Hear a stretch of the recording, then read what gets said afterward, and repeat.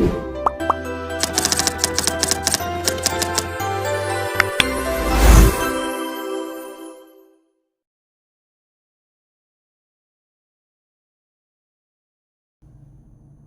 semuanya, perkenalkan saya Yahya Harefa, mahasiswa dari program studi peternakan Fakultas Pertanian Universitas Sumatera Utara.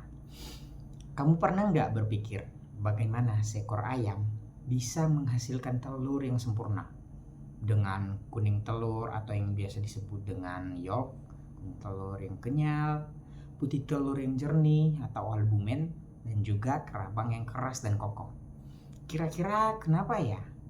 Jadi, pada kesempatan kali ini, saya akan menjelaskan proses biosintesis telur pada unggas yang meliputi sintesis kuning telur, sintesis putih telur, dan sintesis kerabang telur.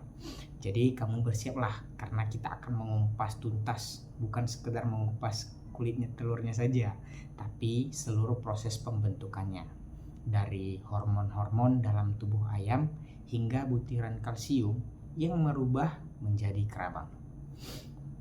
Yang pertama adalah kita akan membahas sintesis yolk atau kuning telur. Sebelum itu kita perlu tahu apa yang dimaksud dengan sintesis. Jadi teman-teman, sintesis itu merupakan proses menggabungkan beberapa bagian atau elemen untuk menciptakan sesuatu yang baru dan utuh. Jadi sekarang setelah kita tahu apa itu sintesis, kita hubungkan dengan belajar sintesis yolk. Jadi kuning telur itu mengandung sekitar 50% air dan sisanya adalah protein dan lipid. Dengan perbandingan protein terhadap lipidnya itu 1:2. Lipid di dalam yolk berbentuk lipoprotein, diantaranya lipofitellin dan fosfitin. Proses pembentukan kuning telur ini disebut vitellogenesis, yaitu sintesis komponen yolk yang terjadi di dalam hati. Proses ini dikendalikan oleh hormon gonadotropin dan steroid. Penelitian menunjukkan bahwa hormon follicle stimulating hormone atau yang biasa kita sebut dengan FSH itu meningkat sekitar 15 jam sebelum ovulasi. Ini berperan penting dalam pertumbuhan folikel dan vitellogenesis tadi. Komponen lipid dalam yolk sebagian besar terdiri atas lipoprotein, termasuk alfa dan beta lipofitellin yang mengandung kolesterol, fosfolipid, dan juga protein. Baik, yang kedua itu kita belajar sintesis albumen atau putih telur. Jadi sintesis putih telur ini terjadi di bagian ovida yang disebut dengan magnum dan akan berlangsung sekitar 3 jam. Komponen utama albumen adalah protein-protein. Nah, dia bersama dengan apa? Kuning telur. Seperti ovalbumin sebesar 54%, ovatransferin 13%, ofumicoid 11%, ovaglobulin 8%, dan lisosimin 35%. Ovomusin sekitar 1,5% hingga 3%. Selain itu juga ada protein minor seperti afidin, flavoprotein, ofamoglobulin, dan berbagai inhibitor enzim. Hormon estrogen juga berperan sangat penting dalam sintesis protein albumen ini.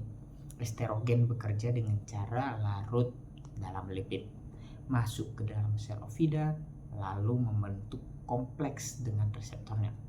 Kompleks ini akan masuk ke dalam inti sel dan merangsang pembentukan mRNA atau yang nantinya ini ditranslasi di ribosom menjadi protein yang spesifik seperti ovalbumin.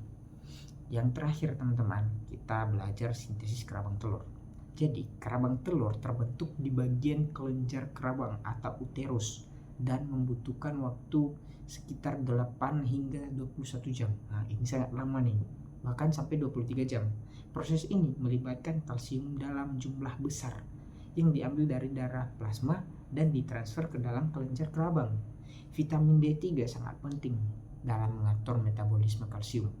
Vitamin ini diaktifkan menjadi 1,8 25, DIH,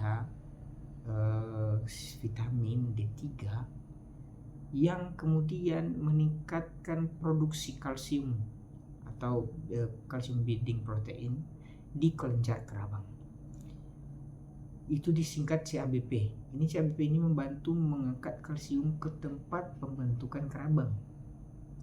Hormon-hormon seperti estrogen, progesteron, dan prolaktin juga mempengaruhi aktivitas enzim hidroksilase 1-hidroksilase yang mengatur aktivitas vitamin D3.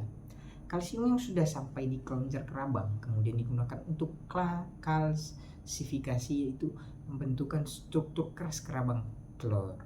Jadi struktur kerabang tersusun atas kalsium karbonat sebanyak kurang lebih 95% serta protein matriks lainnya.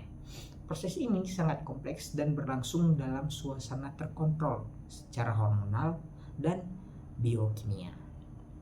Nah, itu dia penjelasan lengkap tentang proses biosintesis telur pada unggas, mulai dari kuning telur yang terbentuk di hati, putih telur yang disintesis di oviduct atau di magnum tadi, hingga kerabang yang terbentuk dengan bantuan kalsium dan vitamin D3. Ini sangat penting nih, kalsium dan vitamin D3. Luar biasa bukan? Ternyata satu butir telur itu yang terlihat sederhana itu merupakan hasil dari kerjasama kompleks hormon, organ, dan nutrisi dalam tubuh ayam betina.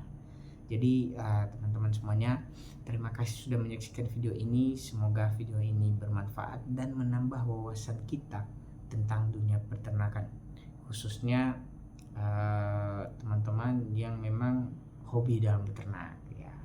Semoga video ini bermanfaat. Terima kasih.